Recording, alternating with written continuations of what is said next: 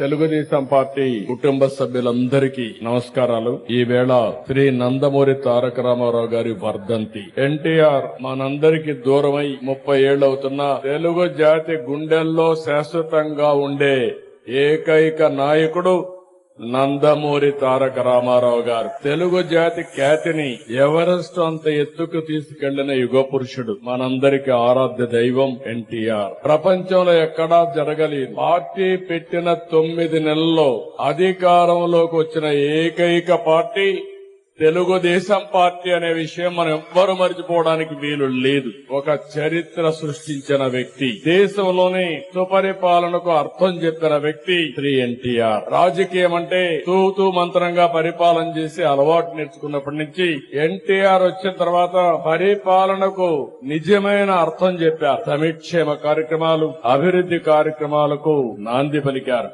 అందరికీ న్యాయం కోసం బడుగులు, విద్యావంతులకు టికెట్లు ఇచ్చి రాజకీయాల్లో, పాలనలో ఎన్నో అవకాశాలు కల్పించారు. ఆయన రాకమునుపు మీరు ఒక్కసారి చూస్తే రాజకీయాల్లో ఉండే ప్రతి ఒక్కరు కూడా చదువుకోని వ్యక్తులు, ఓనుమాలు లేని వ్యక్తులు, వేలిముద్ర వేసే వ్యక్తులుంటే కాదు, అన్ని వర్గాల్లో చదువుకున్న వారిని సమర్థవంతులను రాజకీయాల్లోకి తేవాలని ఆలోచించిన ఏకైక నాయకుడు భారతదేశంలో ఎన్టీ రామారావు గారు.